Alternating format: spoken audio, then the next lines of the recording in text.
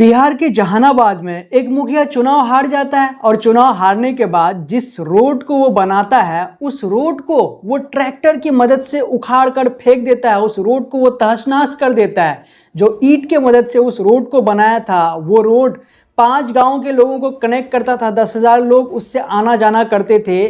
तो जब ये मुखिया चुनाव हार जाता है तो वो मुखिया उस रोड को ही जो उसमें ईंट लगा होता है ट्रैक्टर की मदद से उसे उखाड़ कर फेंक देता है। दरअसल दोस्तों नरेंद्र यादव उर्फ छोटन यादव वो मुखिया रहते हैं। तो वो लगातार पिछले 2 साल से मुखिया रहते हैं और लगातार 2 साल से वो चुनाव भी जीतते हैं।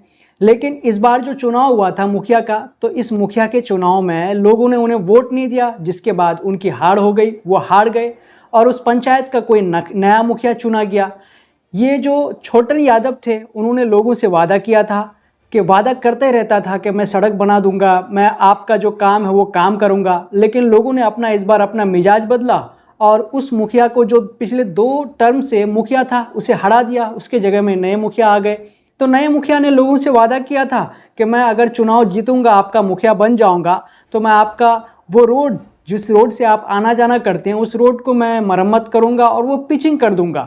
तो चुनाव आपको पता है कि मुखिया का चुनाव लगभग हुए 1 से 2 साल हो गए हैं। तो अब जब जाकर के उस मुखिया ने जो नया मुखिया चुनाव जीता, उन्होंने लोगों को जो वादा किया था उस वादे को जब पूरा करने जा रहा था कि पिचिंग करने जा रहा था रोड को, तो उस पुराने मुखिया को जब मालूम चला कि जिस रोड को मैंने बनाया था तो उस रोड को वो पिचिंग करने के लिए जा रहे हैं, तो इसी गुस्से में वो पुराने वाले जो छोटन यादव मुखिया हैं वो आए और ट्रैक्टर से जो ईंट के थ्रू जो मरम्मत किया था उस रोड को, तो सभी ईंट वो निकाल दिए। और उनका कहना है कि आपने मुझे वोट नहीं दिया, मैंने इस रोड को बनाया था तो मैं चुनाव हार गया, तो जब मैं मुखिया नहीं रहा तो ये रोड भी नहीं रहेगा, आप इसका फ़ायदा नहीं उठा सकते।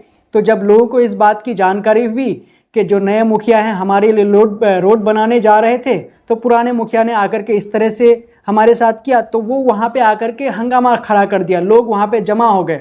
उसके बाद इस मामले को लेकर के सभी गाँव के लोग डीएम के पास पहुँच गए। ये मामला जब डीएम के पास पहुँचा तो डीएम ने इस मामले को लेकर के उस पुराने मुखिया या फिर इसमें जो भी इन्वॉल्व है उन पर कार्रवाई करने की बात कही कि हम इस पर एक्शन लेंगे, इस पर जांच करेंगे।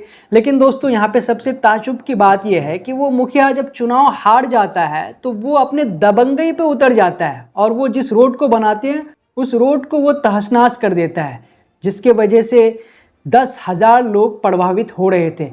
तो लोगों का ये कहना है कि मुखिया यही कह रहे थे कि मुखिया जी आए कि आपने मुझे वोट नहीं दिया, तो जब आप मुझे वोट नहीं दिए तो ये रोड भी नहीं रहेगा, ये रोड भी, इस रोड का आप उपयोग नहीं कर सकते, इस रोड से आना जाना नहीं कर सकते। तो ये मामला कहाँ का है दोस्तों? बिहार के जहानाबाद का है। ये मुखिया की बात है दोस्तों कि मुखिया चुनाव हार जाता है तो देखिए किस तरह से वो बौखला जाते हैं और बौखलाने के बाद कैसा वो कदम उठा लेते हैं। लेकिन डीएम ने लोगों को आश्वासन दिया है, उन्हें भरोसा दिया है कि आपके साथ जो ये मामला हुआ है इस मामले में अच्छी तरह से छानबीन होगी, जांच होगी, इसकी पड़ताल होगी और उसके ऊपर एक्शन लिया जाएगा। फिलहाल जो नए मुखिया थे, नए मुखिया ने अपने वादा पूरा करते हुए उस रोड को बनाने का जो कार्य है वो स्टार्ट किया था। उसके ऊपर कुछ जो बालू वगैरह है, जो पिचिंग करने का जो काम होता है उससे पहले जो प्रोसेस किया आता है वो कर रहे थे।